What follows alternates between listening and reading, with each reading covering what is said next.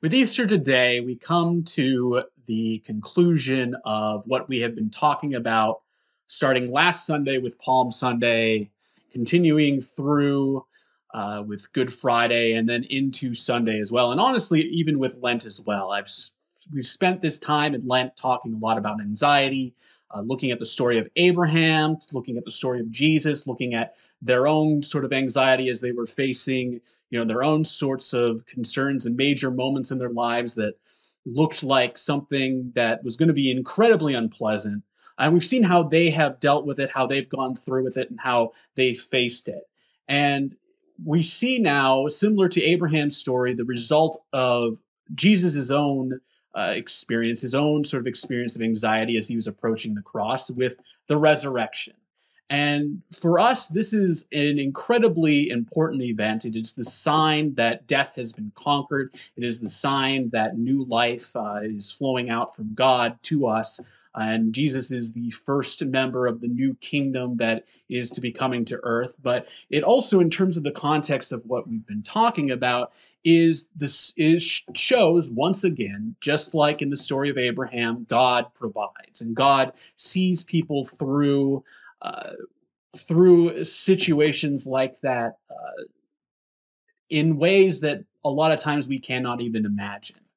Uh, and we see this as well, even more exuberantly displayed by Jesus' own disciples. Jesus, I'm sure, knew that this was what was going to happen, that he was going to die and he was going to raise from the dead.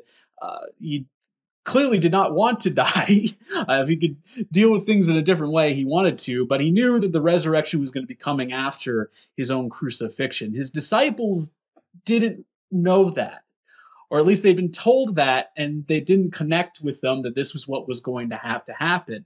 So it's interesting that in what should be a joyous moment, in the passage which we've read, it's met with a state of sheer panic. They thought that Jesus' own body had been stolen, that it had been taken away, that some sort of banditry of a horrible event had happened here, and they were unable to connect what Jesus had said earlier about how he was going to die and be raised again with what they had just seen. And it took a while. I mean, for Mary, we see very clearly that she's there, she's weeping, and even when she sees Jesus, she doesn't recognize her. And I think in all of our lives, we find situations that are good, but just because of what we've been going through, we maybe just don't see it that way initially. And we should be listening to God's own voice in that time, because a lot of times it is maybe the answer that he is trying to give us to get us through the situation we are facing. Or it might be the answer to a prayer that isn't even related. We should always be trying to listen to and listen for God's voice in these situations, regardless of what difficulties we are going through. And we should be trusting of God to guide us through this, even if it might require us to deal with things that we don't necessarily want to deal with. So in that way, I think we can get through anxiety. And let me be clear here. We've talked about this a lot, and I think I've said this before, and it bears repeating. We all face anxieties, and there is such a thing as a mental illness of anxiety.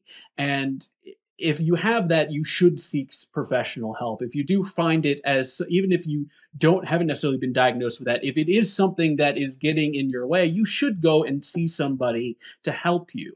That is going to be part of the process of God getting you through that.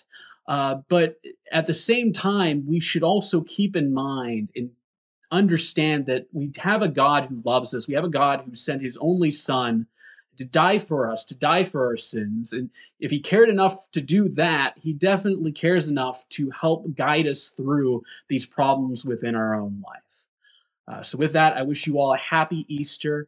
I will see you all next week.